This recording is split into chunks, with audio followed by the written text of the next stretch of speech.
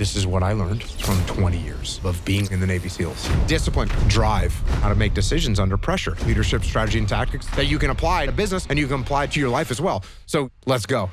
Jocko Willink is a former Navy SEALs officer who uses his decades of military training to help people become masters of discipline and master their lives. Your excuses will destroy you. Your default mode should be to take ownership, because if these problems are because of me, then I'm capable of fixing these problems. So what's step one? First of all, small steps can be painful. Even something as simple as going to the gym. If you're completely out of shape, sometimes that can be enough to make you say, I'm not doing it anymore. You need to envision a path of where this can lead you to. Number two, most human instinct is to hesitate. But you see that problem over there, you gotta go solve that problem. It's not gonna go away. So if you're in the woods and you don't know where to go, start walking. And worst case scenario, you figure out that you walked the wrong direction. Okay, now you can go walk in the other direction. But standing there, not doing anything, is just waiting to starve to death. And the next challenge, detach from your emotions. Good leaders have control of our emotions. If I have to yell at you to get my point across, I've made like 47 other mistakes. My goal is I don't have to say a word, and you already know what to do. Is there anything else that you'd add to that list? Absolutely. In fact, people don't really talk about this, and this could apply to just about anything. So if you're the type of person that doesn't, you're gonna struggle. Jocko, was there a hardest day while you were in the Navy SEALs? Yeah.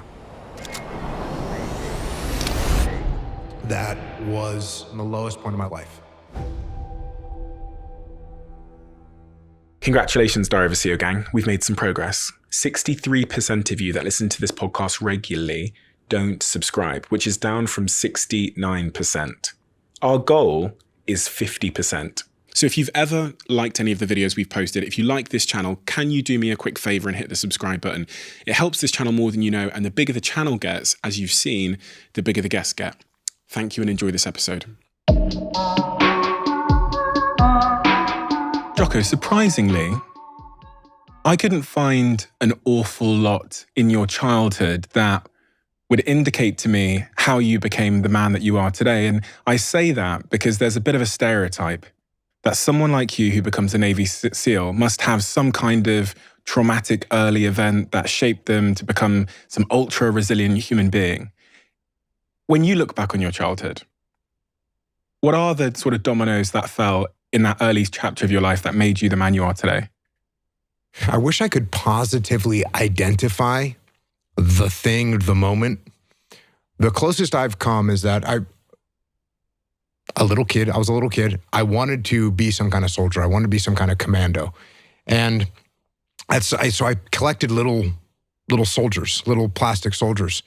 And I had different military units, like historical military units from around the world. And one of the historical military units that I had was the British Commandos. And so I had these tiny figurines, and they had machine guns, and they had kayaks, and they had little boats, little inflatable boats. And I thought to myself, that's what I want to do. I want to do that. I wish I could do that. And then when I was probably around 12 or 13, I realized you actually could do that. You could actually get the job of being a commando. And then it was just a matter of figuring out which one of the American branches had the closest thing to what I thought was a British commando. And the closest thing that I found was being in the Navy and being in the SEAL teams. And at 19 years old, you applied to be a Navy SEAL. Mm-hmm. Okay, so I have to ask a very dumb question here, which is, what is a Navy SEAL? So there's special operations, which I guess, from England, this is the SAS and the SBS. So those are the two sort of units that we get compared to the most. And so a Navy SEAL is a part of the Navy, but you're the special operations component of the Navy. And the term SEAL is actually an acronym, which stands for sea, air, and land, because even though we're in the Navy, we are trained to operate in the sea, in the air. So in the sea, meaning we dive, in the air, meaning we parachute and rappel, and then on the land, meaning we conduct land warfare operations. And you take all those things, combine them together, and that's what our job consists of.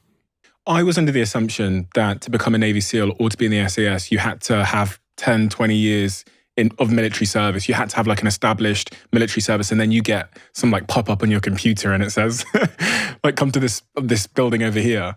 And so to hear that you applied at 19 years old, I was like, oh, I didn't know teenagers could apply. Yeah, no, I was 18 years old when I joined the Navy, and I joined on a contract that got me sent to SEAL training, and it took a year to get through. So I was 19 when I finished that up. But there's always debates about, well, don't you want someone that's more experienced? And I actually loved the fact that I was basically raised in the SEAL teams. It was just awesome. It was an awesome way to grow up. It was an awesome way to spend those years of your life learning the trade that you wanted to learn. And so I thought it was awesome, and I think it worked out pretty well. There is usually the percentage of people that make it through SEAL training is about 20%. People that are under the age of 20, it goes down to about 5%. So yeah, I was one of those like small percentage of people that are very young but still make it through. And what is the characteristics that they're ultimately testing with the design of that training? What are they testing for? Will you keep going? In the face of? Whatever. Well, they call the one of the weeks Hell Week, don't they? Mm-hmm. So they try and simulate hell by the sounds of it. Yeah, they try and simulate hell. They actually were trying to simulate combat initially. When they created that week, they wanted to take as much combat simulation from World War II at the time and put it into a very compressed schedule so they could create these frogmen to go overseas and conduct operations because World War II was going on. And so they needed to compress the training cycle. So they compressed a bunch of that combat simulation into, it's about 5.5 days, no sleep, lots of physical activity, lots of stress, lots of pain, and lots of people quit. How many people quit in that particular week? I would say most of the people that quit, probably it's probably 80% of the quitters quit in that week. It's been long discussed. I think there's a book called Grit where they discuss what it takes in terms of character traits to get through these kinds of endurance tasks. And people often think it's those that have the biggest muscles or that do the most, cardiovascular exercise. But from what you've observed, and this is maybe a broader point about adversity in life, is there any similarities in the people that are able to get themselves through adversity? There's some internal drive that you either have or you don't have. And if you have it, you won't quit. And if you don't have it, you're going to quit. And it breaks people. The other thing is you might be an exceptional swimmer and you might be exceptional upper body strength, but you're not that fast of a runner. They're going to find that out. Or you might be a fast runner, but a bad swimmer. They're going to find out what your weakness is. You might not like the cold. They're going to see it. You might not like the boat on your head. They're going to see it. They might see that you have a bad temper. They're going to find that and they're going to pick at that thing to either make you come out the other side or make you quit. It's a pretty amazing thing. It's a pretty amazing thing. It's a pretty profound thing to look at from the outside and see it. Because when I was going through it, it was just sort of, I was young. I didn't care. I was going to do it. There was nothing that they were going to tell me that was going to make me quit. I never thought about quitting. If they told me to get back in the water again, let's go. They told me to put that log on my shoulder, let's go. Put the boat on my head, let's go. I didn't care. Can you teach that let's go? We're going to jump back in the water, let's go. I think that's one of the few things that you learn in basic SEAL training is to shrug your shoulders and go forward. Like one of the things they do is they'll line you up on the ocean. And this is in California. And sometimes people think that California is nice, warm water, but it's not. It's 55 degrees. And I don't know what that translates to in centigrade, but it's cold. And one of the things they do is they'll line you up and they say interlock arms and you get arm in arm with the guy next to you and they say forward march and you march in the water and they say take seats and you sit down and they leave you in there. And it's called surf torture. And you just sit there and after a while, they'll pull you up out of the water, they'll line you up and the doctor will come down and see if anyone has hypothermia. And if no one has hypothermia or signs of hypothermia yet, get back in the water. And they just keep doing that. And so, yeah, it's what you learn to do is, okay, I'm going to go forward. I can't get out of this.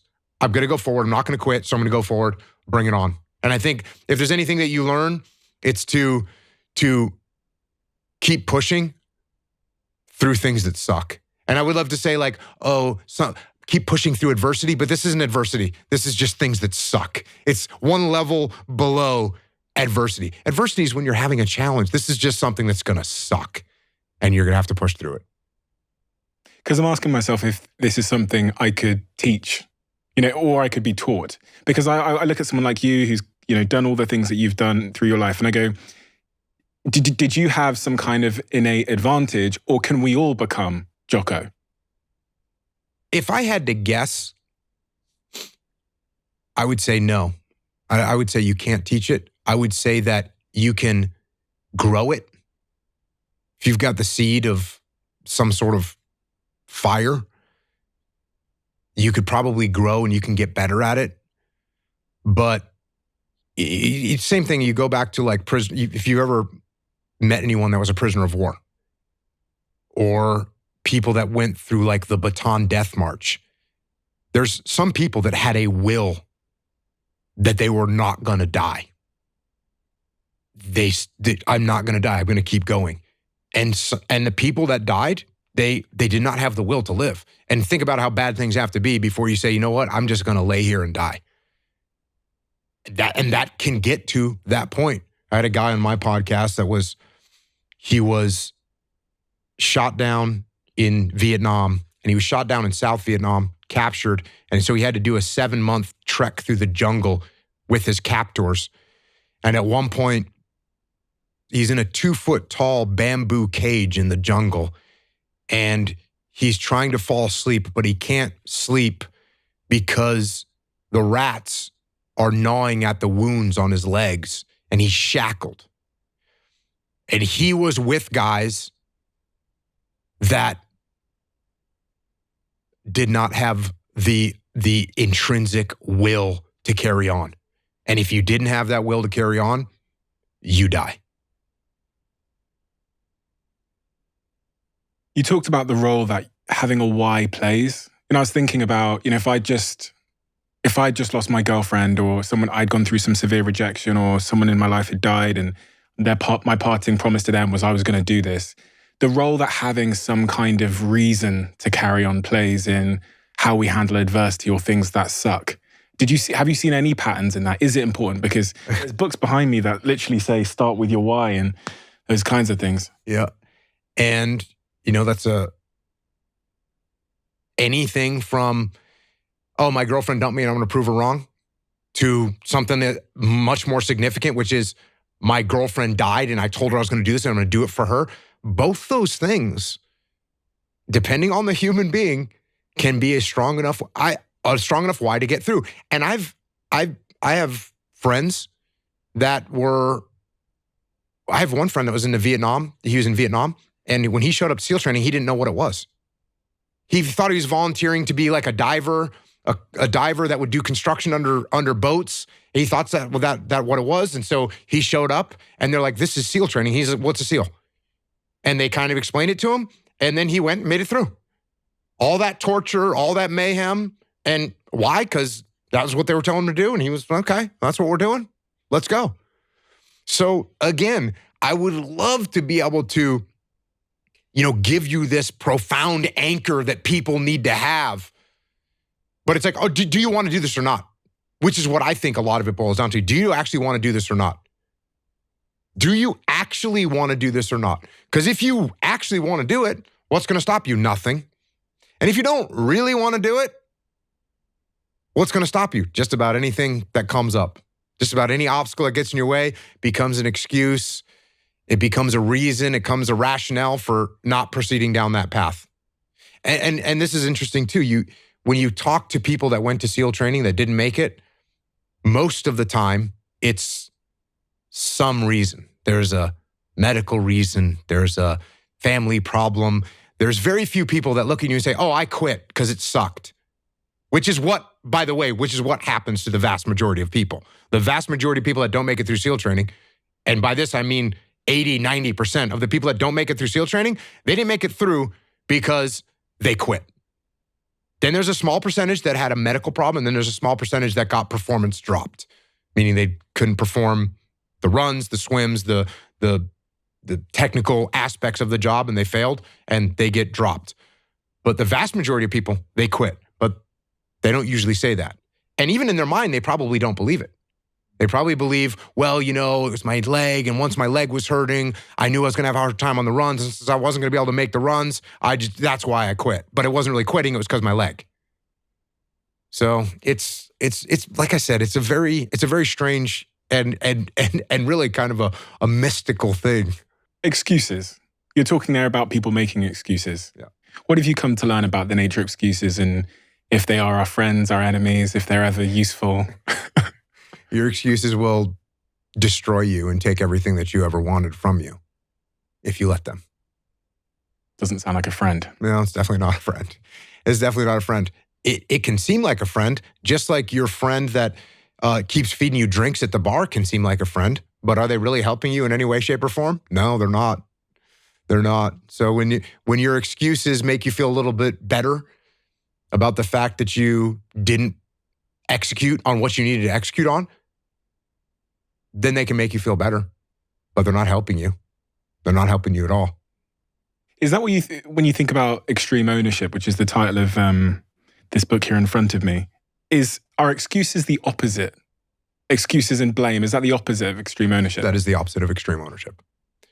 Extreme ownership is, this went wrong, this failed, didn't accomplish this, and it's not the fault of my boss, it's not the fault of my girlfriend, it's not the fault of my parents, it's not the fault of the weather, it's my fault. And I'm going to take ownership of it, and I'm going to fix it. That's what extreme ownership is. And this is a very difficult thing to do because it hurts. Because when you look around at your life and you look around at your job and your financial situation and your relationship and your physical health, and when you look at all those things and all the problems that you may have with those things, and you say, the reason I have all those problems is because of me, that can hurt. That can sting. And a lot of times our ego rejects that and makes excuses and lies. And then we don't have to change anything. And then nothing changes. If someone was on the extreme end of that disease of excuse and blame and all of those things, is there anything that you could do or you would advise them to do to kind of walk back from there, to get over the other side? Because I think we can all think of people in our lives, and maybe even ourselves at times, who have gotten into a chronic pattern of using excuses and blame as a form of self-defense because we don't want to turn that mirror back at us and have to confront reality. Like, I think sometimes, if I think about some of my closest friends, those that have the lowest self-esteem will use excuses and blame the most because it's, personal responsibility might not, in the short term at least, do anything for my already low self-esteem. So I'm going to blame the world as self-defense. What's step one to get out of that? Well, unfortunately, what happens a lot, and you may or may not have seen this, but I would assume you've seen this at some point in your life. People, and this is a term, there's a term, it's rock bottom, right? This is a term that we hear for someone that's addicted, someone that's an alcoholic, someone that's physically let themselves go, someone that's put themselves into a situation with their finances or their work or whatever, where they reach rock bottom. But when the excuses all go away and people can actually confront the fact that this is all because of me, and it hurts, but is also unbelievably empowering, because if these problems are because of me, then I'm capable of fixing these problems. So even though extreme ownership hurts and is painful, it's also liberating, because now you have control over your fate and over your destiny, and that is a glorious thing. Is that to you how you start to build confidence? Confidence seems to be this really elusive thing. Confidence ultimately is a belief you have, and these beliefs are like instruction manuals for our life. You must have seen in all your years, some people really build their confidence, and I guess you've seen other people destroy their confidence. Mm-hmm. So what is the nature of how we build our own confidence. Yep, you're right. I have seen it, and I've had to do it to people. I had to take people and build their confidence. And so how do you do that? You know, if you're a young officer in the SEAL teams and you feel like maybe you kind of got here, you got lucky, you barely made it through training, and all of a sudden I'm saying, hey, you're in charge of this squad right here. And you don't feel like you have the confidence to do it. And so it comes time to make a decision and you're sort of looking around and the guys are looking at you like, hey, you're going to make a call or what? And finally someone just steps on you and says, hey, I got it. Hey, everyone move over to this building. And now your confidence goes down even lower, which is the problem. So how am I going to build your confidence? Well, what I'm going to do is I'm going to take you and I'll put you into a situation that I know you can handle. I'm going to give you a task that I know you can do. Look, it's not going to be a total softball. It's not going to be a joke of a task, but I'm going to give you something that I know you can handle. And I'm going to let you do that. And I might let you do that 2, 3, 4, 5 times. I might say, hey, on this next operation, Steven, I want you to, you're going to hold the left flank with your squad. Everyone else is assaulting buildings. They're setting up external security. You just hold this. You just set your team up on this berm over here and watch to the north. And look, this is a pretty easy job, all right? And so you go out there, you take your team, you get on the berm, you look to the north. You do a good job. Confidence goes up a little bit. Now look, there was no pressure. You didn't have to make any decisions, but you did what you were supposed to do. And I might have you do that 2 or 3 times. And then the next time I say, hey, you know what? Hey, good job out there. I'm going to build up your confidence a little bit. And then I'm going to say, hey, I need you to handle security to the north and to the west. All right, so you're going to have 2 squads now. So I'm just going to give you small tasks that I know you can handle to build up your confidence. And over time, you will become more and more confident. And you're going to hit some challenges and you'll overcome those challenges. And if you do, great, your confidence will grow. If you fail in a challenge, I might have to reset you a little bit. But this sounds like a big, long process, but it's actually usually not that long. It's actually people kind of nod their head. Oh, yeah, I can do this. Contrarily, sometimes I get a guy who's overconfident. And, you know, I got Steven walking here like, you're darn right I should be in charge. And what do I do with you? Because now you got an ego, you're not listening to people. Now I'm like, hey, Steven, you know, since you're doing so awesome, why don't you run this whole assault team tonight? And you go, yeah, no problem. And then you get out there and you're not ready to lead a whole assault team. You're not ready for that chaos and that confusion and that mayhem. And so about halfway through the assault, when you've completely lost control, I might walk in and say, hey, Steven, I'm sending Chief down there to straighten you out. And you go, Roger, thank you. And you get humbled. So if someone's trying to build confidence from a work perspective, we do the same thing, whether it's a business, a company, give that person a task, a project that they can handle and help them build their confidence. Now, as far as you as an individual human being, it's a very similar process. Train, study, work, practice. Train, study, work, practice. Train, study, work, practice. And eventually, you will increase your confidence. So in your book, you were talking about the fact that you didn't like speaking. You didn't like public speaking. So what did you do? Did you sign up to go talk in front of 1,000 people, tomorrow afternoon? No, you started small and you built a little bit of confidence. And then you win a little bit bigger of an audience and the confidence grows a little bit more. A little bit bigger audience, the confidence grows, and you get to a point where there's no audience that's going to stumble you in any way. So that's the same process. It's basically exposure therapy, right? It's basically exposure therapy where you expose yourself to a little bit. And this is, you're talking about Jordan Peterson, exposure therapy. I give you a little bit. I don't overwhelm you with it, because if I overwhelm you with it, you're going to be scared of it. I mean, if you lack confidence and I put you in charge of something that you can't handle, your confidence is going to go back even further. So I need to give you enough exposure that you do well, increase your confidence, and you're going to do fine. Whenever we're swimming, I don't know, a couple of centimeters just outside of our depth in any regard, we have that thing that some people have dubbed imposter syndrome, where the story we tell ourselves about this depth is that we're a fraud, we shouldn't be out this far, we're going to get found out. And that can sometimes, I think if we tell ourselves that story about whatever, depth we're swimming at, that lowers our performance. Sometimes it can make our confidence decrease. What is your take on this term, imposter syndrome? Do you think it's a real thing? Yeah, I think it's a real thing, and I don't think it's bad. I don't think it's bad because if you're coming to work for me and you're like, I'm glad you hired me, I'm ready to take over this department, look out, I'd be a little bit questioning the fact that you're so overconfident that you're going to go in and do things that you might not really understand.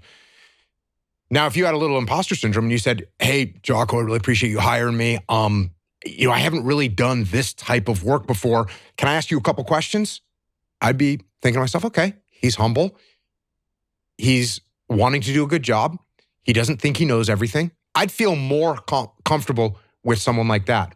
So I don't think imposter syndrome is a bad thing. I think if you feel it, it's actually a good indication that you're humble and you have an open mind and you're going to listen to what people have to say.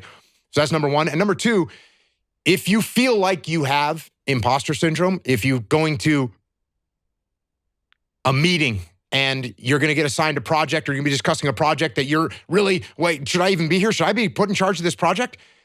What you do is you go into the meeting and you say, hey, everyone, I really appreciate everyone coming to the kickoff of this meeting. Hey, just so everyone knows, this is my first time running a project like this. I'm definitely gonna have some questions for some of you that done this before. So if you see me going off track on something and you see a mistake that I'm making, please let me know because what I want is for the team to win. Okay, there it is. It's on the table. I don't know everything. I'm not that experienced in this particular thing, but I'm humble and willing to listen and I want the team to do well. No more imposter syndrome. Is that the same in the Navy SEALs? Because one would assume that you as a leader, you've got to tell people what to do. That is wrong in the Navy SEALs, and that is not a good assumption. In the SEAL teams, the good leaders in the SEAL teams absolutely have an open mind, want to hear other people's opinions on how to execute an operation, want to hear what shortfalls there are when a plan is presented that, hey, what about this and what about that? And a good leader is not going to impose plan. As in fact, my standard operating procedure was to have my subordinate leadership come up with plans instead of me trying to come up with the plans. In fact, that's the best way to operate. That means you ask them for the plan. 100%. Why? There's a multitude of reasons. Number one, I want you to have ownership of the plan, right? So if I'm imposing a plan on you, then that's not really your plan. I want you to come up with a plan. And I want you to go to your team and I want you to collectively come up with a plan that you all embrace and understand and buy into. So it's going to be a better plan from your perspective if you come up with it. Also, if I come up with a plan, I'm in the plan. So when I'm in the plan, I can't see the plan as well. I want to be outside the plan, looking at it from the outside, from a different perspective, where then I can see the holes in the plan and I can ask you some questions about the plan that you came up with. And finally, if I'm coming up with a plan, if I'm staring down at the map coming up with a plan, well, who's looking up and out? Who's looking at the follow-on operations? Who's looking at where our other units are out in the battlefield? Who's checking on the intelligence that we're gathering about the enemy? If I'm looking down and in, I'm not looking up and out. If I'm coming up with a plan myself, I'm looking down and in. If I'm letting you come up with a plan, I can look up and out, you can look down and in, and we can have a lot more awareness of the battlefield. Often leaders and managers, we get, I think, caught up in the proverbial trenches. We get a little bit too close to the painting so we can't see the picture. How important do you think it is to be the leader that's able to take a step back? That is the job of a leader. That is the job of a leader, to take a step back, detach from the situation, and see the entire picture of what is unfolding or what is being planned or what is happening. If you are in the problem, you won't see the solution to the problem. We will very rarely. So you have to be able to detach, and that's one of the main things that I tried to teach young leaders when I was in the SEAL teams. It's the same thing that I try and teach leaders now, is to take a step back, detach from the chaos, detach from the mayhem, detach from your emotions, detach from your ego, and be able to assess the best way to execute. And give, the book is called Extreme Ownership that you referenced. That doesn't mean that I do everything myself. In fact, what I want to do is I want you to take ownership. And how do I get you to take ownership? I give it to you. Hey, Steven, how do you want to run this project?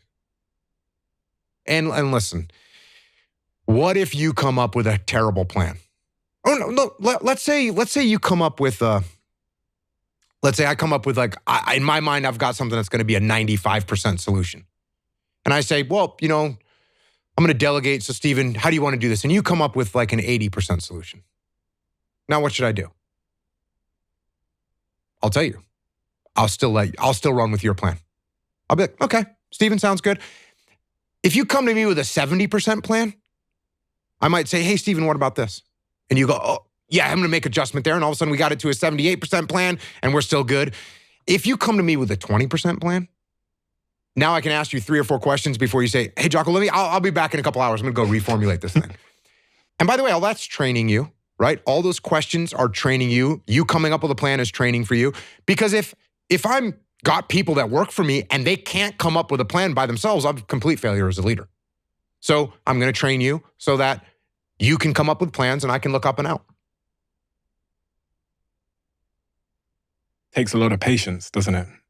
Because you know in those many of those situations that you're not going to get from A to B as fast as you possibly could have. It's an investment in a long-term efficiency.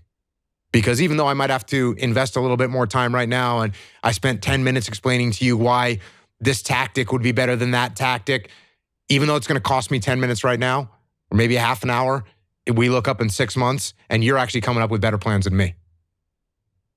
I read throughout your books, you went from being that young teenager who passed training to really like leading the Navy SEALs in many respects. Well, leading an element of SEALs. Yeah.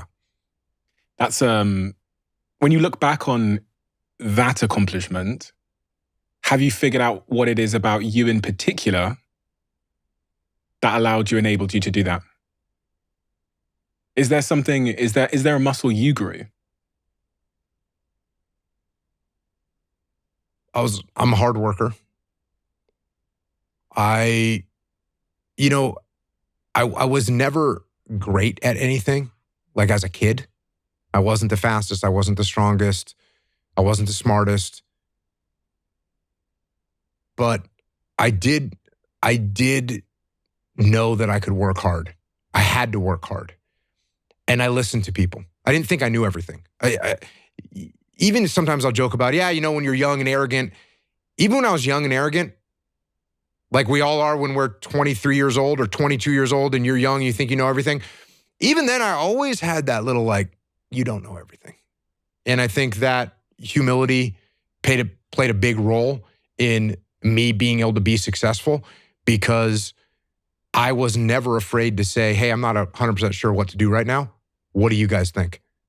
Or, hey, I feel like I've reached the limitations of my thought process. I need some help. And so I think that's one of the main reasons that I was able to do a good job, to do a good job. When I meet someone like you, I wonder, I go, this guy must have seen so many things that the average human being will absolutely never see. And because you were sent all around the world on some absolutely incredible, unimaginable missions for 20 years. For the average person who has no idea what your eyes have seen, can you paint me a picture of some of those extremes? Well, it's war. So it's war. It's people being wounded, people being killed.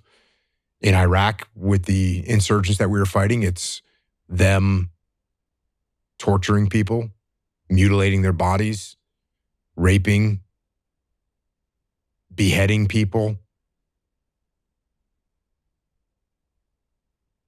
Horror.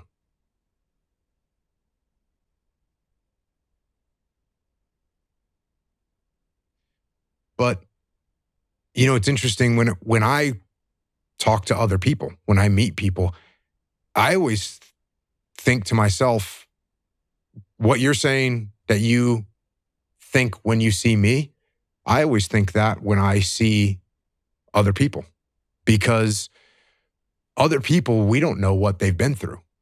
You don't know what kind of childhood they've had. You don't know what kind of horrors they've seen. You don't know what kind of abuse they've suffered. You don't know what kind of trials and tribulations other people have faced. So I look at everyone and also the trials and tribulation that someone faces, that's profoundly difficult for them, regardless of what it was. Regardless of if they were a person that, got injured really bad. When they were in high school, they're 15 years old and they broke their leg and they couldn't play their sport anymore. And now they're 17, but that was a traumatic thing for them. And yeah, so when I look at other people, when I talk to other people, I always think every human faces challenges, and you don't know what they've been through. And they might have been through things that are worse than what I've been through. And my assumption is people have been through a lot of challenges, and they persevered through it, and here they are. So I'm going to give them the benefit of the doubt. But humans aren't supposed to be exposed to those kinds of images. And I think if you spoke to a trauma psychologist, they would class a lot of those things that you've seen as what they call like tall T traumas, like really, really traumatic events. How does someone like you go about processing those things to ensure that trauma doesn't show up in later life? We talk about soldiers coming back from war suffering with PTSD and things like that. What have you done to sort of insulate yourself, or at least help you understand some of the things you saw? There's evil in the world, and there's evil people in the world, and evil people are going to do heinous and atrocious things. And that's a reality, and that's always been the reality. And the best thing that I can do is, when I was in the military, do my best to stop that kind of atrocious behavior. And when I'm out of the military, try and help people move away from those thoughts. I mean, when you're talking about like my family, like my family my wife wasn't tracking what was going on when I was overseas. She didn't know what was happening most of the time. When my guys got wounded or my guys got killed, she knew. She went to the hospital to visit them. She went to their funerals. But I wasn't dragging her down to the depths of human nature. I took that. And same with my kids. I didn't share with them that these things happen. So, and that's, so I think from my perspective, it's like the reality of the world is, there's evil people in the world. I accept that reality. I understand that reality. There's also good people in the world. And there's people that do amazing things. There's people that sacrifice their lives for their friends. And that's part of humanity. So I like to focus on that part of humanity rather than the dark side of humanity. But if you really want to appreciate the light and the good, then you have to recognize that there's darkness and there's evil.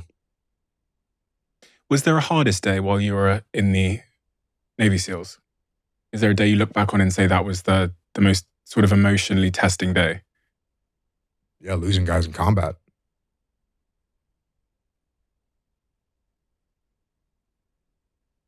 And that stays with you?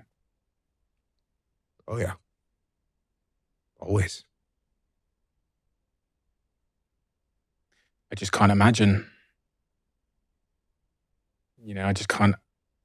I've never lost a friend. I've got 2 older brothers. I've never lost my brothers. I just can't imagine. I can't imagine how difficult it is to like go forward when you've lost, you refer to these people as your brothers.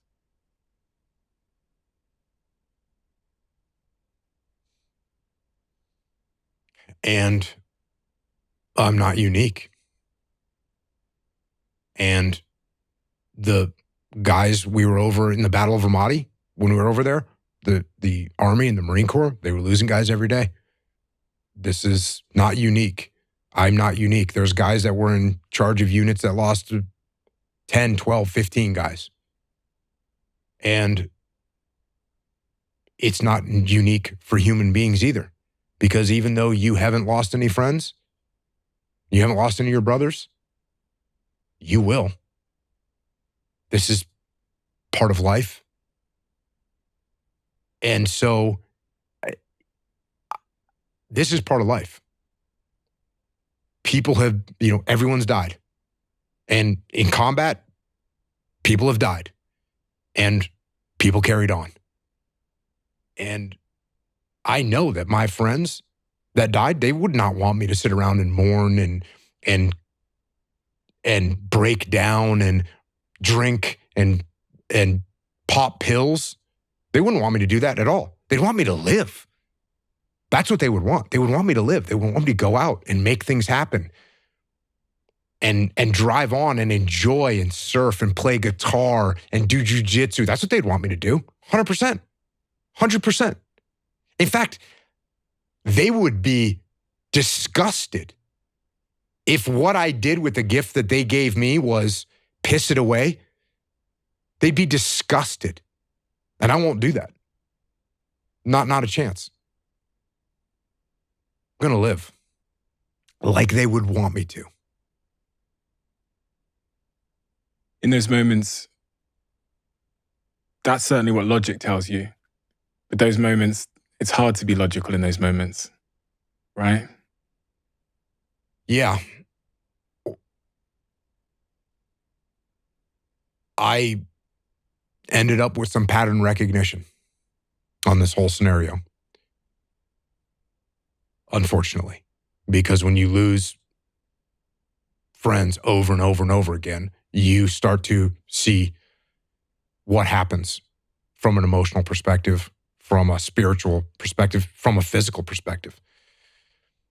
And what I began to recognize as a pattern is, and the way that I explain this to people that go through loss like this, is you're not going to be in control of your emotions sometimes. So, and since you're 31 years old, you've had pretty good control over your emotions since you were 7 years old or 8 years old. Occasionally you'd break down, occasionally you'd lose your temper, but you've gotten more and more in control the older you've gotten. So you're not used to not being in control of your emotions. We as adults are not used to losing control of our emotions. So what's going to happen? You lose one of your friends, you lose one of your family members, you're going to get hit with waves of emotion that you can't control. And this sometimes causes people to really overreact and think that they're in this terrible place because they think, oh my gosh, I've been able to control my emotions for the last 30 years and now I can't control my emotions. There's something wrong with me, is what they think. And this is what I learned, is that those waves of emotion, they're gonna roll back. And you're gonna get control again. You take a breath. And then you're gonna get hit with another storm, but it's gonna go away. And you're gonna get hit with another storm, but it's not gonna be as strong. And then it's gonna go away, and you're gonna get hit with another storm, but it's gonna be a longer period of time, and it's not gonna be as strong. And what this is this is you processing what happened. And eventually you regain control of your emotions. And there's still going to be times. There's still going to be times where you're going to be 3 years, 5 years, 10 years down the road, you're going to hit with a wave of emotion and you're going to be caught off guard. It's going to catch you. I had a guy on my podcast that was in World War II, Korea, and Vietnam. And so we talked about World War II, where he was, a young private soldier, and then he was a little bit more senior when he was in Korea. And then in Vietnam, he was a battalion commander, so he's in charge of 700 guys. And we were talking, and I said something along the lines of, I asked him something about the casualties that he took in his battalion. And so now this is, he was in Vietnam in, I don't know, 1967 or 1968. So it's been 60 years. And I asked him about casualties that he took, and he got choked up. Lost control of his emotions for a second. And when I saw that, I felt so relieved. Because I thought, it's always going to be like this. And that's okay. It's okay. It's normal. Lost your friends. Lost your brothers. Is it wrong that you get choked up when you talk about it? There's nothing wrong with that. Here's a guy that lost some of his men 60 years ago, and he's getting choked up right now. Why? Because he loved them. Because he wishes he could have brought him through that conflict, and he didn't. And he feels it. And he lived a normal life. Retired from the Army, got follow-on jobs, and had another career. But he lost his friends, his brothers, his men, and that hurts. And it's not going to go away, and that's okay. There's nothing wrong with you. Nothing wrong with me. There's nothing wrong with me. Do I get choked up sometimes? Sure. Yeah. Yeah. I lost some of my best friends. Does that hurt? Yep. Do I wallow in that? No. Do I dwell in those emotions? Nope, I don't. And they wouldn't want me to. And they'd be disappointed if I did.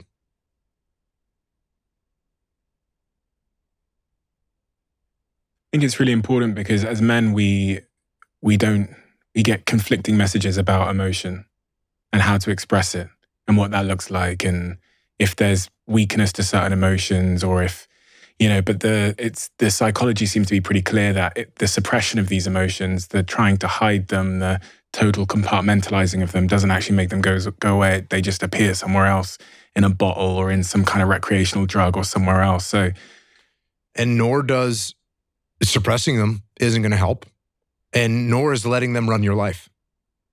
So because you're sad, now you're going to make a bunch of bad decisions because you're sad. No, it doesn't work like that. It doesn't work like that. You're sad. Okay. You get emotional sometimes. Okay. Got it. Now get control of your emotions and carry on with your life. And sometimes you're going to get hit with those waves, and that's okay. I think that's a big misconception, and sort of relates to what you're saying. Oh, I'm having an emotional moment right now. There's something wrong with me. No, there's nothing wrong with you. There's nothing wrong with you. The other extreme is, I'm letting my emotions run my life, and I'm making a bunch of bad decisions. And my excuse is, well, I lost some friends, or I had this traumatic experience happen to me. That's why I'm doing. That's just an excuse. And it's a very easy excuse. And in society, the last thing I want to say to you is, well, you can't act like that. Oh, you lost one of your friends? Hey, that doesn't mean you can make an excuse. You can't use that as an excuse. No, I go, hey, man, okay. That's what I say, right? I'm a polite person. I'm an empathetic person. You're sad. You're making bad decisions. You're saying it's because you lost your friend or you went through this traumatic thing. And I go, okay, how can I help? Instead of saying, hey, man, yeah, guess what? It's time to carry on. Don't dwell on I've told 1,000 veterans this. Remember, don't dwell. Remember your friends. Don't dwell in the past, though. Remember, don't dwell. That's what we have to do. And the emotions, yes. Embrace those emotions, but don't let those emotions embrace you. Don't let those emotions run your life. There is because people say, suppressing your emotions is bad. Okay, so I'm just going to let all these emotions out and they're going to run my life now. No. At a certain point, you say, okay, my emotions are now leading me down the wrong path. I'm in control. I'm not going to allow my emotions to make my decisions. They're in the calculus. I'm not saying take your emotions out of the calculus, but they have to be one component of your calculus, not the whole equation. The equation has to include emotions, yes. Logic, yes. Future, yes. Goals, yes. Family, yes. Work, yes. Finances, yes. All those things have to be in the calculus. Emotions has to be a part of that calculus. You can't pull them out of there or they'll bite you. But you can't make them the overwhelming denominator of everything that you do, or it's going to be problematic. I heard you tell a story which I thought was really inspiring. Actually, I was just listening to it before you came about a friend of yours who was going through hardship in their life, and your advice for them was to start walking. Yeah. Yeah, it was a guy who was, going through hardship with his job, with his marriage, and the marriage was coming to an end. The job was going to come to an end as well. And he's out there and doesn't know what to do. And the analogy that I set up for him is, if I'm in the woods, which is where you are right now, you're in the woods and you don't know where to go because the wife's not there anymore. The job's not there anymore. You don't know where to go right now. So if you're in the woods and you don't know where to go, start walking. You got to start walking because the perspective's not going to change. You have to start moving forward. You have to start taking steps in order to improve your vision, improve your perspective, change your perspective, make some kind of progress. And worst case scenario, you figure out that you walked the wrong direction. Okay, now you can go walk in the other direction. And that's going to be fine. But standing there lost and not doing anything is just waiting to die, waiting to starve to death. Don't let that happen. It's overthinking.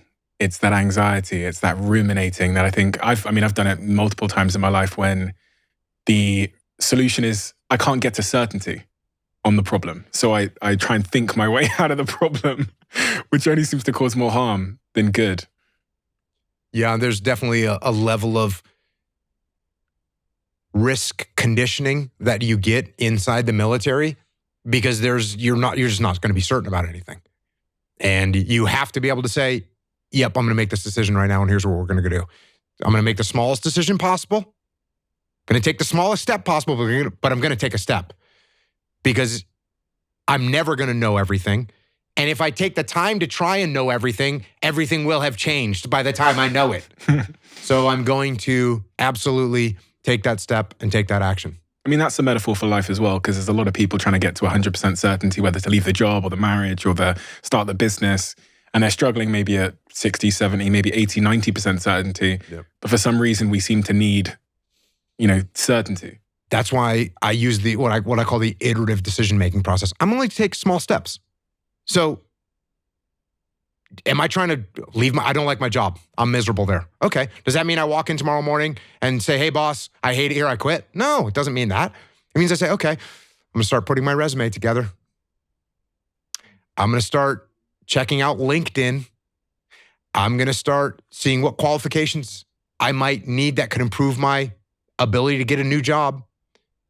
Once I've done that, I'm going to start sending out my resume. I'm going to start building some relationships with some people. And now I look up and I get another job offer. So I didn't make a crazy short-term emotional decision. I made a slow, progressive, iterative decision-making process that led me from a situation that I didn't like to an opportunity that seems more promising. And this could apply to just about anything. I see this a lot in businesses. I see that the real cost in business, I spent about 10 years working in marketing. So my job was to work with the CMO and the CEO, helping them to try and make certain marketing decisions, invest in this platform, do this thing, whatever. And I came to learn over time that the biggest cost wasn't making a bad decision. It was the time you waste, the 9 months waiting for Joanna to get back from annual leave so we can have a meeting with Dave in procurement to get the invoice signed off, versus the CEOs that I worked with that said, let's do it now, when the decision was quite clearly low cost, relatively low cost, or reversible. Mm-hmm. It was always speed that seemed to pretty much speed that seemed to win out because most decisions are either reversible or actually more inconsequential than you think. Very few decisions are final. Very few decisions are final. Even something like buying a house. Should I buy this house? Oh my gosh, it seems... If you buy a house and you decide it wasn't the house that you wanted, you sell the house. It's like, now look, could you get caught in a bad market? And that can absolutely happen. So you need to be smart about your decisions that you make. But most things are not as final as they seem. Most things you're going to be able to, and you paid the realtor, so you lost 3% there. You paid the other realtor, you lost 3%. You had to pay the mortgage fees. So you're going to lose some money. But it's not like you buy $1 million house and then you decide you don't like it. You don't lose $1 million. You lose 80 grand or whatever, and it's okay. 2 years, 3 years, you get it back. So people think of decisions as being permanent. If you're in marketing and you approach me and you say, hey, listen, CEO, there's a new marketing opportunity that we'd like to get you into. And I go, how much does it cost? And you say $1 million. And I say, well, that's a lot of money. Can I try it for a shorter period of time? Well, yeah, but you won't get as much you won't get as much volume. And I say, okay, well, still, I don't want to invest that much because I'm not sure about it. Let's test it and see where it goes. And you say, oh, okay, we'll try that. And here's $100 grand and let's see what feedback we get. And if it's good, it's good. If it's not, we go somewhere else. Do you think you're conditioned in some ways to have this sort of bias towards taking action? Because of your background in the SEALs, there was often some kind of time urgency. There was some factor that's causing you to have to take a decision. Is that? Yeah. In business and life, there's not. There's not like, we're going to lose this or someone's going to die or there's going to be an attack. In the business world, the consequences are prolonged and usually not as extreme. So you can get away with less action, even though eventually it will catch up with you. And you've got an example of that in your book, and the father-son deal, and one of them takes 9 months to execute and the other one executes immediately. And the one that executes immediately is successful. The one that doesn't, takes 9 months to execute, fails. So eventually inaction will cost you. And you say, interestingly, that, in the SEAL teams, you must be conditioned to do this. I had to condition people to take action, even in the SEAL teams.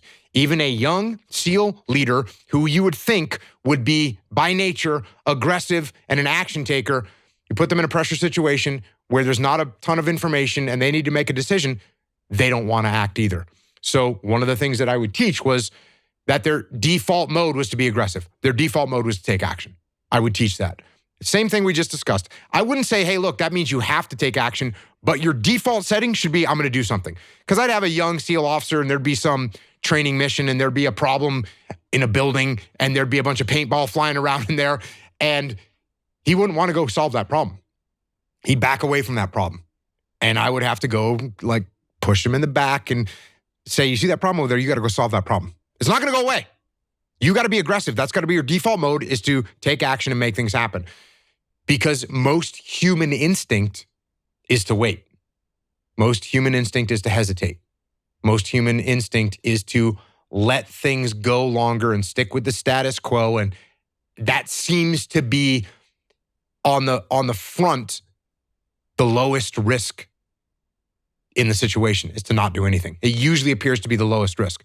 But just like the example that you gave in your book, it definitely seems lower risk. Oh, well, he wants money, he wants investment, new thing. I don't know. The lowest risk in that situation is to not do anything. And that's what many people do, whether they're in the SEAL teams or whether they're in business.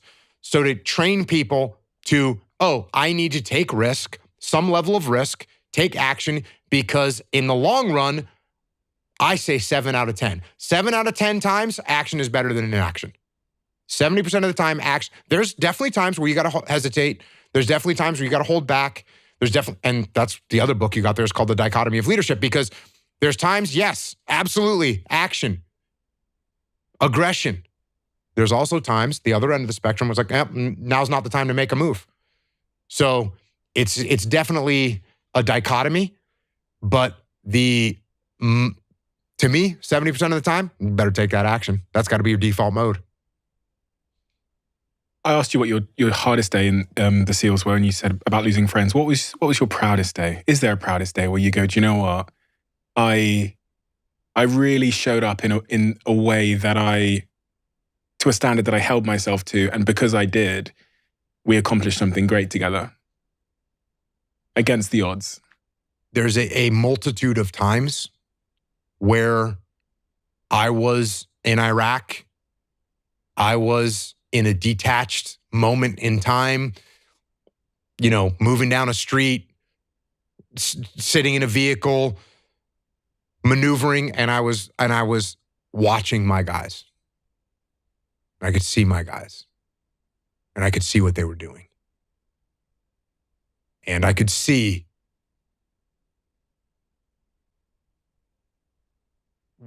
one of the most beautiful things in the world, which was guys that were exceptional at their job, working together as a team, maneuvering, protecting each other, accomplishing the mission. And I got to see that many times. And that's always, it had nothing to do with me. It had to do with them. It had to do with being able to see, look, were we perfect? No. But were there moments when you see an element cover and move for each other on the battlefield? A simple plan with the right priorities, with decentralized command. Was there times when I got to see all those things? Yes. And that, without a doubt, those were the best days.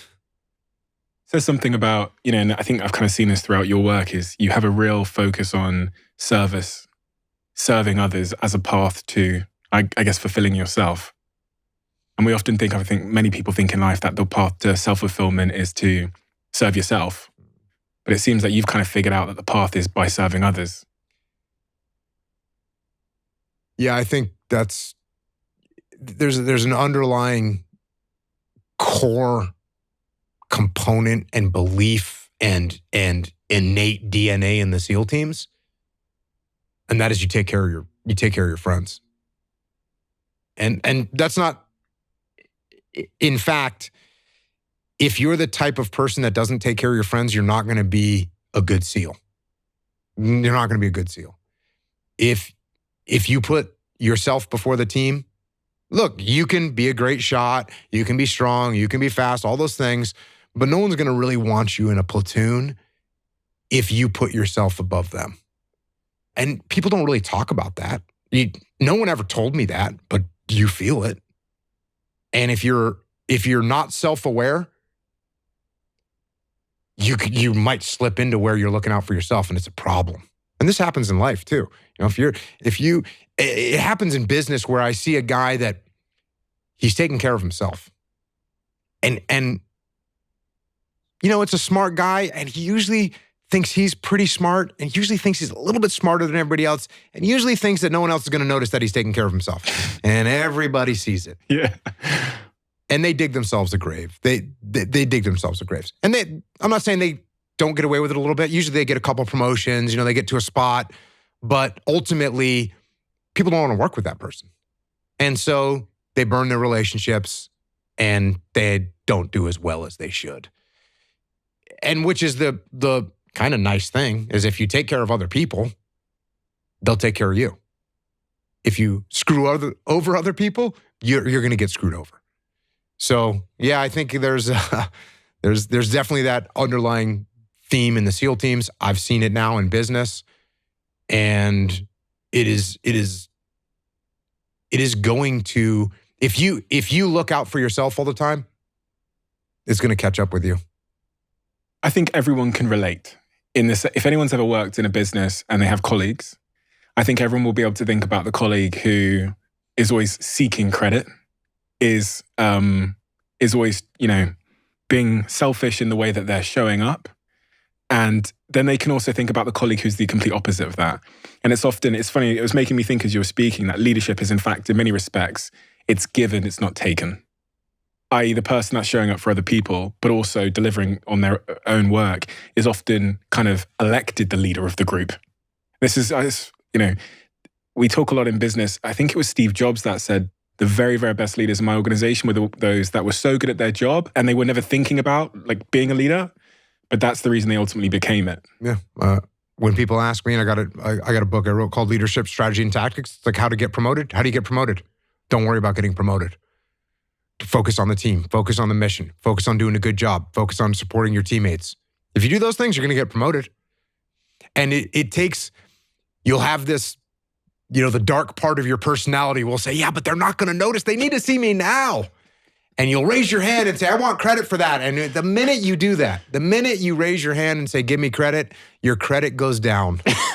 It's an unfortunate truth. The minute you ask for the accolades, your accolades are decreased because you're looking out for yourself and everyone can smell that. And they don't like it. Yeah, you're saying that I'm more important than the mission in some respects. Ugh, terrible.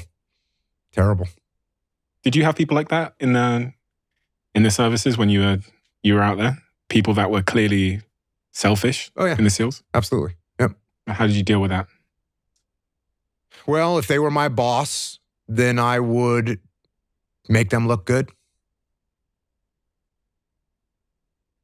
Build a great relationship with them. If they were my peer, I'd make them look good, build a great relationship with them. If they worked for me, I'd make them look good, build a great relationship with them. I think that as some people that have that kind of, they've got some kind of,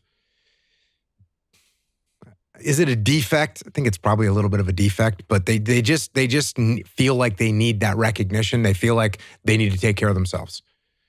And again, going back to what I was saying earlier, like what did they go through in their life that makes them think that they gotta look out for themselves? And it'd be kind of nice if I could be a person that they go, man, this guy's treating me really good. And maybe I could help them transform from someone that doesn't trust that they're going to get the recognition that they need to, hey, there's good people out there and I'd like to be a part of this team. Were you ever successful in that transformation? I was successful. I was also unsuccessful.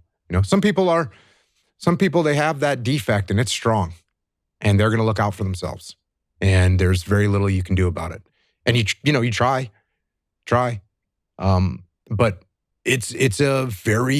the ego is a very, very powerful thing. I mean, the ego is so powerful that there's countless cases of military history where a human being got himself and possibly his troops killed because of his ego.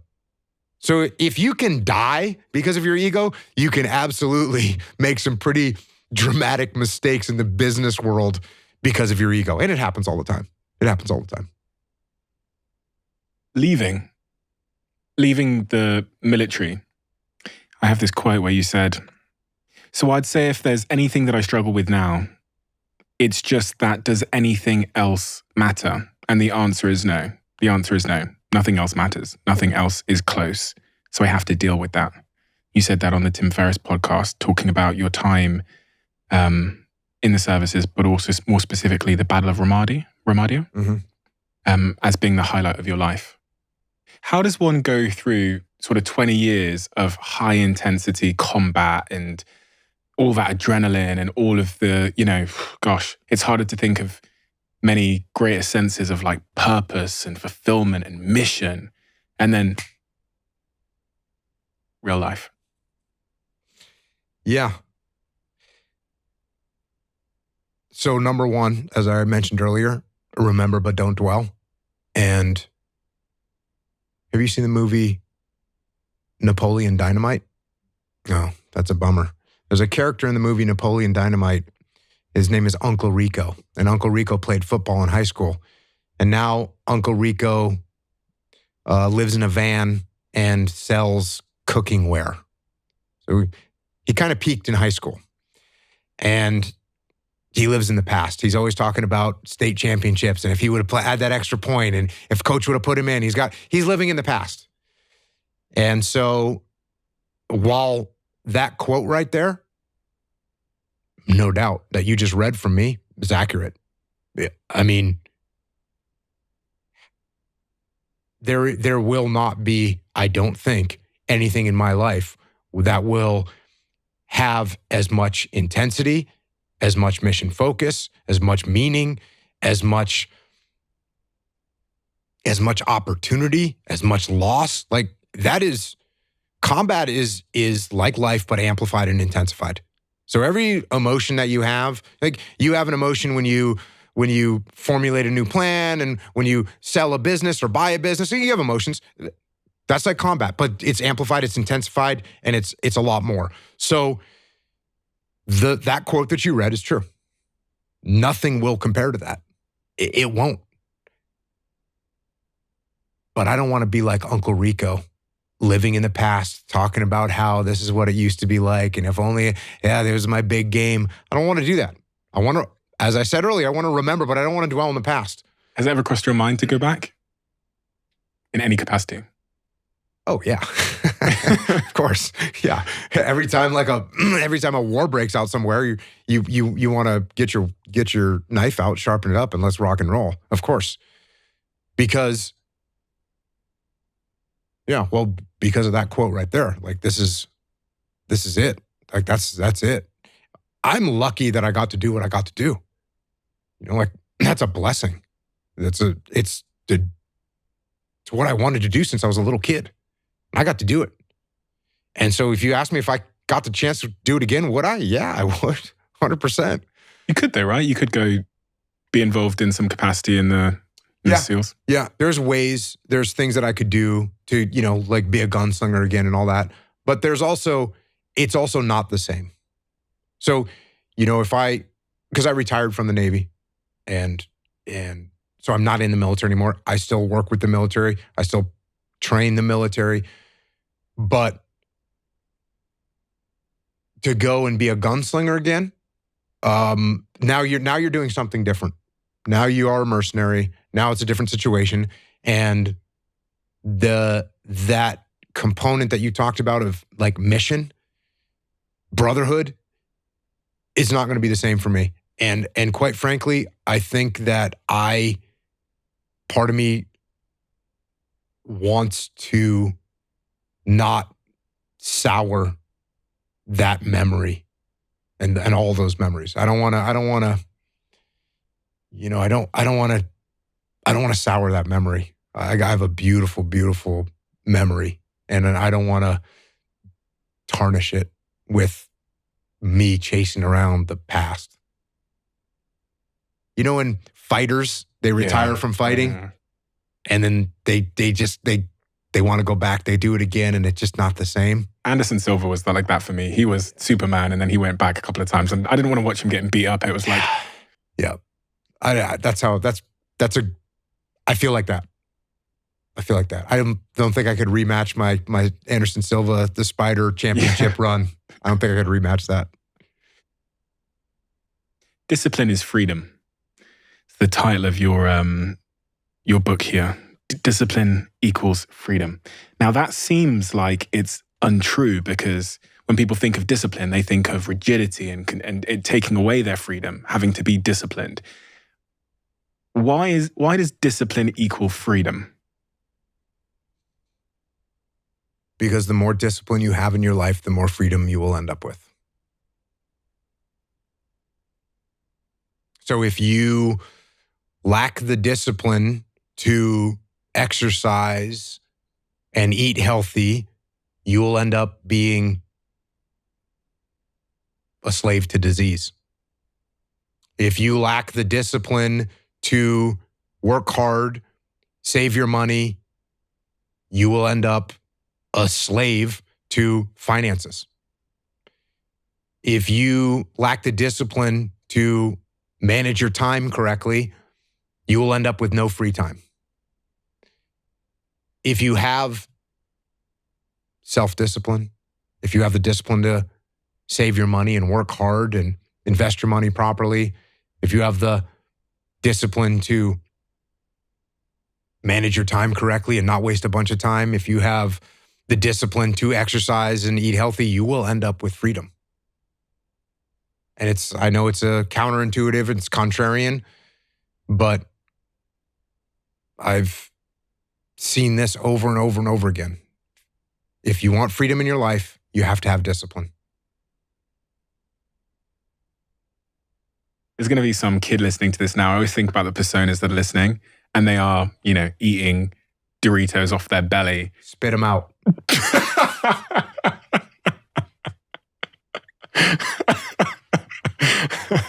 Spit them out. Start now.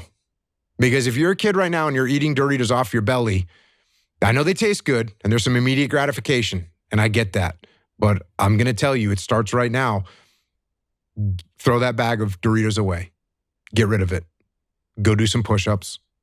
Go spend $12 at the hardware store and hang up a pull-up bar in your room and start doing pull-ups. And if you can't do one pull-up, hang on that bar.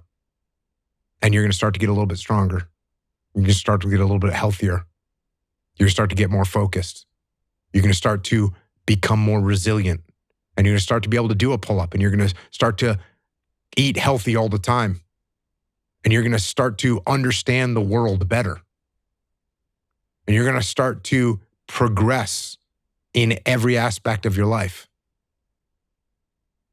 And you'll see that if you have that kind of discipline right now, you're going to end up with freedom.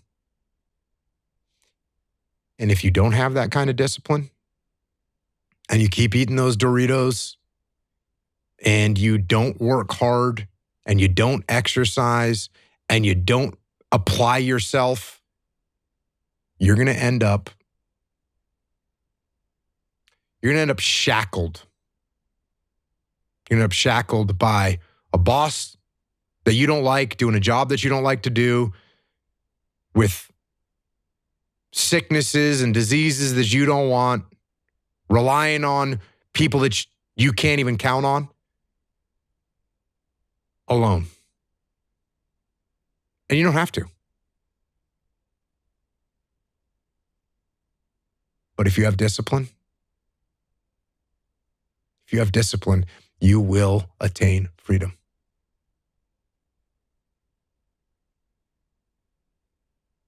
And it starts with just spitting the Doritos out. Starts with spitting the Doritos out. Yes, indeed. How do you guys manage your stress? This month is Stress Awareness Month, and it's a topic that I'm super passionate about and we talk about a lot on this podcast. I personally manage my stress by prioritizing my health and well-being. Going to the gym is my number one form of therapy, and I couldn't be without those two things. As you guys know, Whoop is a sponsor of this podcast, and I'm an investor in the company as well. For those of you that don't know, Whoop actually created a stress monitor within this device. Not only does this help me to identify periods of high stress in real time throughout the day, but it also provides me with the tools I need to deal with stresses as they come up throughout the day. And it's based on scientifically backed breathing exercises and research that's been developed by leading neuroscientists. It's a feature that has been game-changing for me, and I highly recommend. If you're someone that's looking to manage your stress levels, then head over to join.whoop.com/CEO, where we'll give you 30 days risk-free and zero commitment to try Whoop. Let me know how you get on. One of the things you do, which is, you're super famous for it, is this idea of waking up early. Now, I'm not someone that wakes up early. I know you, no alarm clock, and you're usually up by 11. So no meetings before 11. Okay, got it. I stay up quite late. Yep. What's the best case you could give me for changing that? And do I need to change that? Because what I do is, I flew into LA, I'm fucking jet lagged. I'm flying back in a couple of days. I'm going to be jet lagged when I land as well. So what I'm trying to do is just protect my sleep at all costs, because I've come to learn that it's really the foundation of my performance. So if I'm unslept and I show up at work, the chance that I'm not going to show up correctly in a variety of ways, emotionally, creatively, whatever, is high. And that for me is the greatest risk. Yeah. So I've in the last sort of year or two of my life, I've just said, okay, prioritize sleep, because then everything else seems to follow. But when I heard that you wake up sometimes at 4:45 or 4:30, like pretty much all the time, and I've literally seen you on social media upload your alarm clock day after day after day, I go, shit, maybe I should rethink. No, I think if you've got a system that's working well for you, and then I wouldn't change anything, right? If you feel like you're performing well, you're physically healthy, you're getting all the work done that you need to do, you're naturally more of a late night, late morning type person, I'd run with it. if you were telling me, yeah, sometimes I get up, sometimes I don't, sometimes I work late, sometimes I don't, don't work out every day, sometimes I feel groggy. If you were telling me that kind of thing, I'd say, okay, pick a time and start waking up at that time every day. It doesn't have to be 4:40. It could be 8 o'clock, could be 7 o'clock. It doesn't matter. Could be 11 o'clock. But try and go to bed around the same time and try and wake up around the same time. And that's going to be a great foundation for everything that you're doing. And I would say when you wake up in the morning, do some kind of exercise, because I think that is very helpful in getting your day started correctly. What are your non-negotiables in your life in terms of habits, routines, disciplines? I wake up early and I work out every day. That's kind of my those are the minimum requirements in my life. Train jiu-jitsu. I don't get to train jiu-jitsu every single day, but if I can train jiu-jitsu, I'm going to train jiu-jitsu. I'm going to work out every day. If I can surf, I'm going to surf. I obviously have to work every day. I work every day doing something. I've got a bunch of different companies. I got to write books, podcasts. So I work every day. Are you ever undisciplined? Oh, yeah. Chocolate chip cookies. Yep. they're a discipline lapse for me. So I'm not a cyborg. When people look at someone like you that's, done all the things you've done, you've been a SEAL and you've written all these books and started these companies, and actually the drink I'm drinking now is one of your products, which is what's that in front of you? It's an energy drink called Go. Called Go. Delicious, by the way. Oh, thank you. I think my mouth has been connected to my brain during this interview, so I think it's working. I understand there's misconceptions that people have of me because they assume, it's kind of like the halo effect. We assume because someone's done something well, they do all things well. But there are so many things that I think would really liberate people and make them inspired if they could see how deficient I was in so many things in my life. Because they just assume that if you've done one thing well, you have a good podcast, you must be like, the perfect picture of what are the big misconceptions generally, moving away from this idea of imperfection, but just generally about Jocko, because you realize you've become a bit of a character, right? Like Navy SEAL, that comes with an identity package. Yeah, I think the biggest misconception, and it's not just me, but it's really the military in general, is the misconception of this kind of authoritarian and even authoritarian dictatorship from a leadership perspective. And even when we were having this conversation, I said, I'm going to let my subordinates plan. And you kind of had a stunned look on your face, like, what are you talking about? Why would you let your subordinates plan? And so there's an idea and a misconception that the leader is going to stand up and bark all the orders. So that's one misconception. Another one is I look like a Neanderthal, and so people think I'm going to scream and yell at everybody, and I never yell at anybody. My business partner Leif Babin, who's worked with me, who's in my task unit at SEAL Team 3 and deployed to Ramadi with me, and we've written a couple books together. We have a business together, and he was like my direct subordinate in Ramadi and during a workup, and like I've never yelled at him. And he likes to point out that he gave me plenty of reasons to yell at him, but never yelled at him because what good is that? And by the way, if I have to yell at somebody, what does that say? That means if I have to yell at you to get my point across as a leader, I've made like 47 other mistakes. My goal is that I don't even have to say anything. That's my goal as a leader. My goal is I don't have to say a word, and you already know what to do, and you make it happen. And I look at you and give you a thumbs up and say, good job. That's my goal. So I think the biggest misconception is the idea of someone in the military or myself being a authoritarian leader, being very closed-minded. Like, I got asked a question the other day about, if China attacked Taiwan and you were taking troops in there, what would you be focused on? And I said, I'd be focused on keeping an open mind.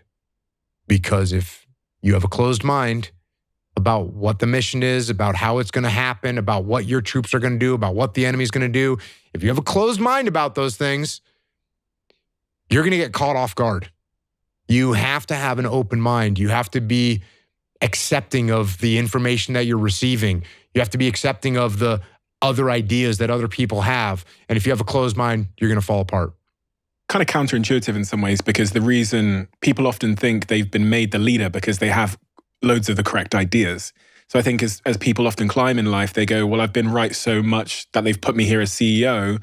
So now I need to defend my righteousness at all costs, even when I'm not, sure, because that's a weakness. Yeah. And you quoted Steve Jobs earlier, and I think actually it's from your book, which was, I don't hire people so I can tell them what to do. I hire good people so they can tell me what to do. So, yes, in a leadership position, you should be listening more than you should be talking.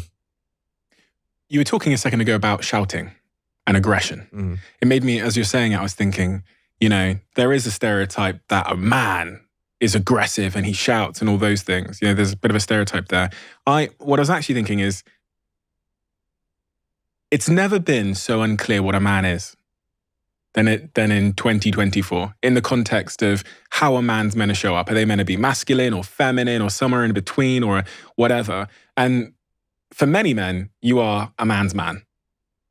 When we think of Navy SEALs, we go, men. Do you know what I mean? So I was wondering, because it's never been as clear, I think, what a man should be. When you're raising a kid, that's a man, or when you're being a man yourself, what do you think a man should be? And I want to give a bit more context here. There's a lot of men struggling right now. There's a lot of men, if I talk about it a lot, that if you look at the stats around suicidality in the UK, the thing that's most likely to kill someone between the age of 18 and 40 is themselves for a man. So men are clearly struggling in some capacity with purpose or meaning or something. So I almost feel like, a lot of these sort of toxic influences of what a man should be have now emerged to offer answers. But I doubt those toxic influences. And I say there's got to be another role model, another sort of blueprint for what it is to show up as a man. Well, I was going to give you I guess it would have been a real cheap answer of, I think it's Marcus Aurelius, is stop discussing what it is to be a man and be one. I was going to walk out of here with that one. I'd be like, pretty good question avoidance there. But there's some merit to that, right? And I was almost thinking do we really not know? Do we really not know what it is to be a good man? And I would go so far as to say to be a good human being, right? Because when a few years ago there was these discussions going around about toxic masculinity, right? And you take these traditional masculine traits and people were saying this is toxic masculinity and they're bad. And I wrote a couple articles about it. If you take any trait of a human being and you take it to an extreme, masculine or feminine or otherwise, you take it to an extreme, it's going to be a problem. It doesn't matter what it is. So if you take even a really positive trait like generosity, if you're a super generous person, that's wonderful. Is it possible to be too generous? Well, yes, it is. Now you're getting taken advantage of, and now you end up in an abusive relationship. There's all kinds of problems that can happen. So when we talk about masculine traits and what's a man, well, what are some of the traditional masculine traits? To be competitive. Now, is it bad to be hyper competitive where you screw people over and you hurt your health because you want to win in this particular category? Is that bad? Yes, it is. Does that mean we have people that are not competitive at all and they don't care if they win or lose? No, that's not good either. So that's one trait. What's another good aggression? Aggression is a masculine trait. Is it good if I'm walking into a restaurant pushing the hostess out of my way? Of course, that's terrible. It's terrible. Is it good if you and I are working together and I say, hey, shut up and do what I said? Is that good? No, it's not good. So can you take aggression too far? Yes, you absolutely can. Can you get to a point where you're not even asserting yourself at all and you're getting what? Yes, you can. Is that good? No, that's not good either. So there's a bunch of traits that we could run through that are considered traditional masculine traits. And if you take any of those traits and you take them to an extreme, they're going to be bad. Stoicism, right? Being stoic, being unemotional. Is it good to have no emotions whatsoever? No, that's called a sociopath, right? Is that good? No. Is it good, like I was talking about earlier, to let your emotions run your life and make your decisions based on your emotions? No, that's not good either. What do we want to be as a human, as a man? I want to be balanced. I want to be balanced. You don't want to be extreme in any direction. Even when you ask me like, oh, Jocko, what are you undisciplined on? I told you chocolate chip cookies. I could have also said, yeah, sometimes I like to eat mint chocolate chip milkshakes. Sometimes I get lazy to work out. I'm like, you know what? I freaking warmed up and this sucks and I'm leaving. Sometimes I was going to write something and now I didn't write anything. I was supposed to write 1,000 words today. I didn't write any. And guess what? I didn't write any tomorrow. And so I'm a slacker. So if I was so disciplined that, my wife was like, hey, I'd like to go out for dinner. I was like, no, I still got to write my 1,000 words. Is that good? No, it's not good. So any characteristic, if we take it to extreme, it's going to be a problem. And so we, as people, should be balanced. And I think what we need to be attuned to is it's much easier to be extreme.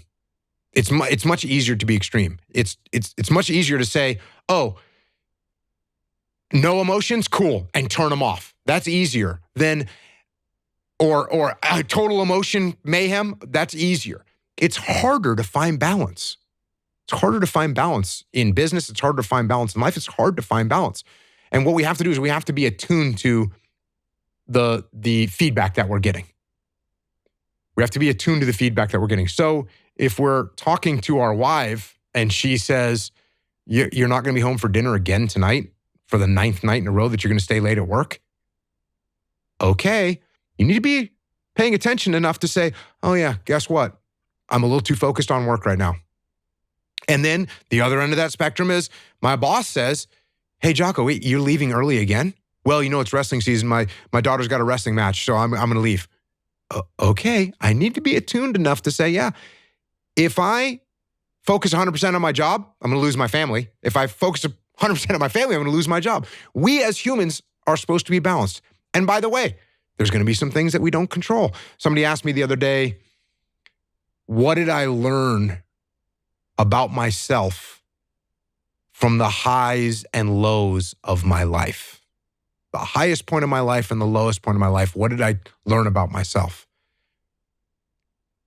And I said, I learned that I don't let the highs and the lows affect me too much.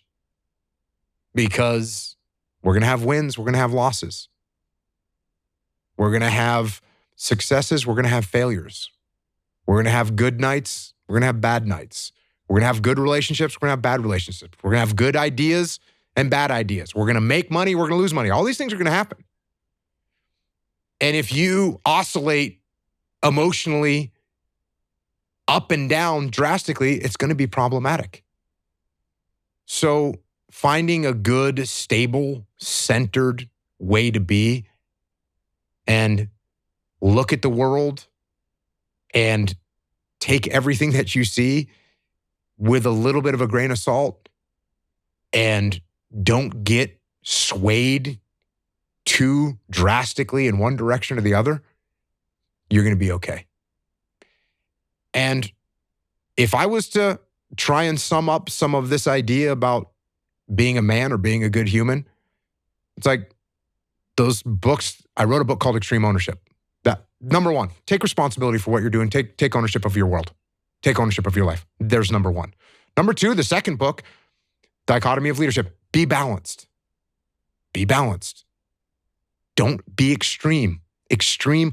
Look, do you have to sometimes get out there in the fringes a little bit? Occasionally, you probably had some business situations where you're like, all right, I got to let go half of my staff right now. That's an extreme move, but that's how we're going to start. Do you have to do that sometimes? Yes, you do. But don't let that be where you live. Live in the center. Live in a stable area. And then finally, discipline equals freedom. A couple of words you use throughout this conversation make me want to add some things to that list of what it takes to be a, maybe not a good man, but at least a happy and fulfilled man. One of the words you used is brotherhood. And I was thinking about all the things you got from your time in the SEALs. And it's almost a bit of like a microcosm of what I think a lot of men are looking for. You know, that sense of purpose, that brotherhood. And they find it these days in like video games and stuff, right? Video games, I've got no, I cast no judgment on people that play video games. I've played video games my whole life.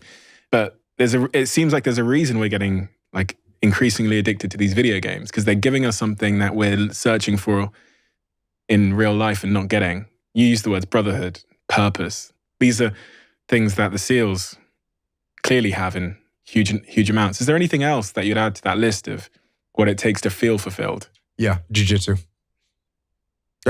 It almost has become a joke amongst me, my friends, people that listen to me, is you got some kind of a problem in the world, you got some kind of problem in your life, go train jiu-jitsu. There's a reason why I say that. Because the things that you just mentioned, discipline. Guess what you need to go train jiu-jitsu when you're tired and you don't feel like it? Discipline. Guess how you feel when you're done? You feel awesome. You get a bunch of dopamine. Guess who you're there with? A bunch of dudes that you can relate to. And guess what you're going to do together? You're going to struggle. You're going to go through some hardship together. You're going to sweat. You're going to choke. You're going to get your arm broken. Like, these things are going to happen. Not going to get your arm broken, but you may. But you're going to be with a little brotherhood. And by the way, women train jiu-jitsu too. My daughters all train jiu-jitsu. It's all good. It's all good. So yeah, jiu-jitsu is one way. Now look, could you go to the rock climbing gym? Yes, you could. Could you go to the CrossFit gym? Yes, you could. Could you go to the soccer? Yeah, the soccer field, football field, whatever. Yeah, you can do that stuff. So yeah, go do that stuff. Go do that stuff. That's shared suffering together with a group on a regular basis, whether you want to or not. Those are all little components of being in the military, being in the SEAL teams. That's what it is. That's what you're doing. What does a SEAL platoon do? They train to get ready for go to war. How do they do that? They go to the desert. They carry their guns. They run through little choreographed moves. They get hot. They carry weight. It's suffering. It's just shared suffering, and they're working together. And they're learning skills. That's what you're doing in a jiu-jitsu gym. That's what you're doing on the soccer field. So go out and do those things with other human beings, and it's going to make things better for sure. It made me think of business as well. Business should be that way. If you're in an organization, you're doing the exact same thing, right? We've got a problem. We need to solve it. We've got to allocate resources. We've got to come in late tonight. We got to make this thing happen. We got an emergency. Like, that's what a business is too. That's the way it should be. It should be we're working together to solve problems. And when we're successful, we get rewarded for that. So yes, this is called human interaction. I'm sorry that it looks like war is the best way to do it. It's not. I would much rather people start a business and create a product and create jobs. I would much rather people do that. And you can find that same kind of camaraderie in business. In fact, it's interesting, I have a consulting business, and so we work with companies, and companies that went through the 2008 economic downfall, they're so bonded because they went through this traumatic experience together. Companies that kind of did well out of the gate, they're not, people are leaving and people are coming, but companies that went through some trauma together, they stick together. So yeah, if you frame things right in your life, if you frame a business challenge as an opportunity to build a stronger team, if you frame a personal challenge as an opportunity to overcome and improve yourself, these things that seem so horrible are actually very positive components of your existence, and they're going to make you better. As you said that, I thought, damn, I should take all of my teams. We should go do like a survival week. We have, we run a program like that at Echelon Front where we teach people like some basic tactics, and we have these high-speed laser tag guns, and we send them out on missions, and there's explosions, and there's gunfire, and there's role players that are screaming and yelling, and it's mayhem. And those teams that go through that, they bond. They also learn how to make decisions under pressure. They also learn how to detach. They also learn the fundamental principles of combat leadership that you can apply not just to the battlefield, but you can apply to business, and you can apply to your life as well. So yes, is that helpful? It absolutely is. Struggle sucks. Depends on how you frame it. Right? Depends on how you frame it. Because I'm thinking about you stood at the beach, and they say, walk out, Jocko. Link arms and walk out. You described that as sucking. Yeah. But what you're also saying is there's huge value in things that suck. On the other side of something that sucks is something worth cherishing. I would say not just huge value, but the value. It's the value. You want to know if you're talking about young men that might not have any direction right now? Go do something that's hard. Go try and accomplish something that's hard. You may win, you may lose, you may succeed, you may fail. I'll tell you what, you'll be better. If you avoid those things that are hard, if you don't accept that challenge, if you don't step up and step into that cold water, and you sit on your couch and eat Doritos,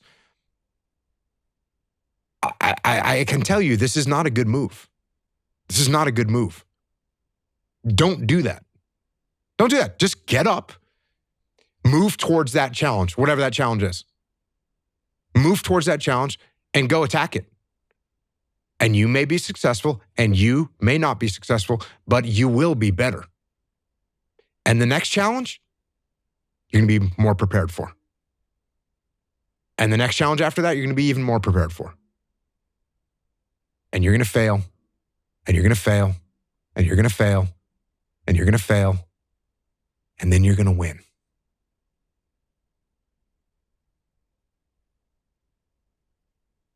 And that's life. Life without those challenges, it's just existence. Don't just exist. Go live. You used the word balance a second ago. And from reading through your story, it appears that when you were in the SEALs, you didn't have a whole lot of work-life balance in whatever way people will define work-life balance. I'm talking specifically here about your relationships, your family, your wife. I'm right in saying that you were out of balance through that season of life in terms of, Yes, I was out of balance. I was out of balance.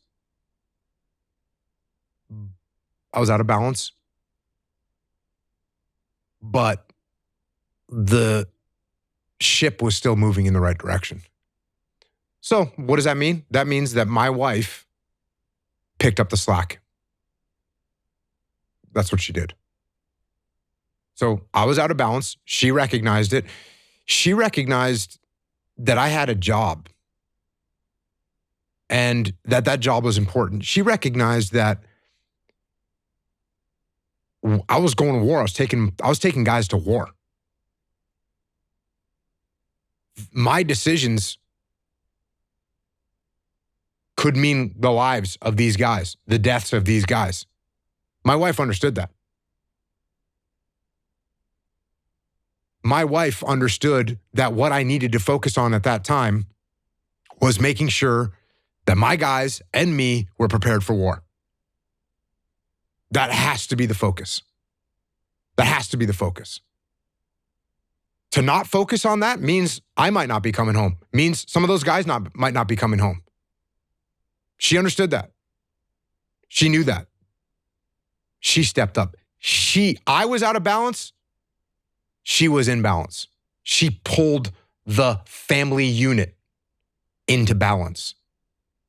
And I treated my wife like a princess. I gave my wife everything except for time. I could not always give her the time that she deserved. She never complained about it one time.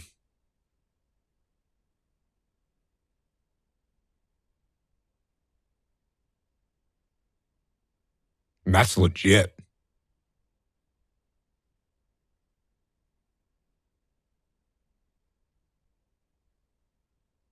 She knew.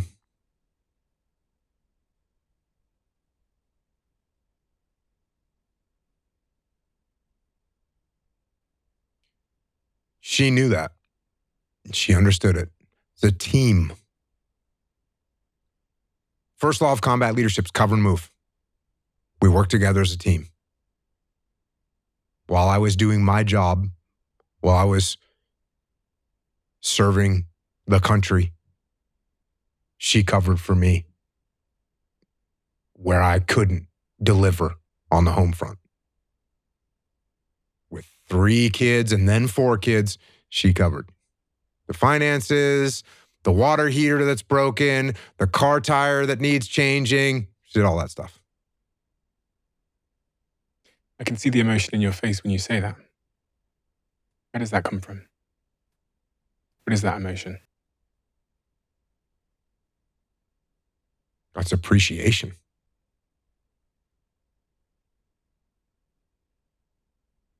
It's appreciation. It's like, I'm gone. And she's there. She doesn't know what's going to happen to me. Doesn't know if I'm coming home. She's got 3 freaking kids running around. Like, and this is my wife. Guess what? There's hundreds of thousands of military wives that did the same thing. And spouses as well. Because there's guys that are married to females that go on deployment as well. That hold the line and do the job on the home front. And you know, they don't get the appreciation, the outward appreciation, the recognition that the people that are in the military get, but they deserve it. Do you think you could ever express the gratitude you have for her in words? Do you think it's possible for her to know how much you appreciate her for holding the line and for covering you? Do I think I could express it in words? Probably not. Does she know? Yes, she does. Jocko, we have a closing tradition on this podcast where the last guest leaves a question for the next guest, not knowing who they're leaving it for. Mm-hmm. They leave it in this book. Question that's been left for you. If you could bring someone back who's no longer with us and have a conversation with them, who would it be and what would that conversation entail?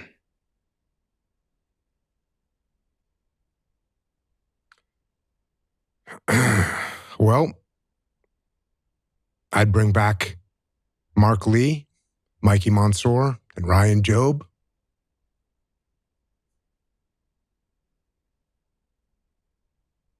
And I'd tell them thank you.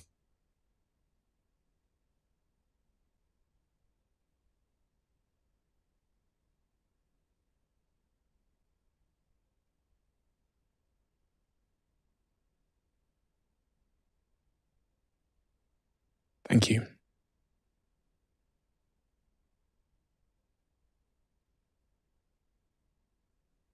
What would you be thanking them for? Everything.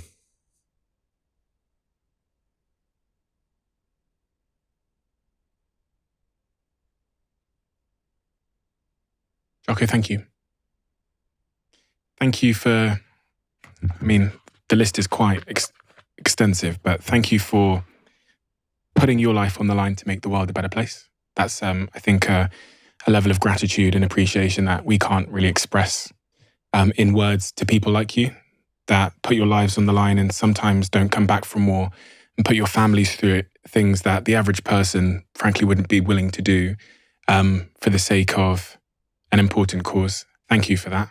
Thank you on behalf of all of the people that will never be able to say it to you. Thank you for what you're doing in this chapter of your life, because you are, maybe whether you know it or not, you are saving, improving, and changing lives with everything you do, with your incredible podcast, with all the books you've written. You've written this, you're writing children's books as well now to try and help shift the mindset of people at the very, while they're still seeds and they're formative. And I think that's also going to change, improve lives. And thank you for all the inspiration you've given me over the years, because you'll never get to see all of the people who hear a line that you say, the way that you say it, the stories that you tell. And for some of those people, it's just the subtle nudge that they need to take that first step, to spit the Dorito out and to change their lives. When I think about my friendship circle, and I told some of my friends that I was speaking to you today, those are young men and women that can all pinpoint the moment where they encountered you, and they can pinpoint how it moved their life forward in some way. You'll never meet these millions and millions of people, but I just want you to know for sure that they're there and they're watching now, and they've been watching and they'll continue to watch. So Jocko, thank you. It's been an honor. It was an honor to serve. And thanks for having me on here. Appreciate it.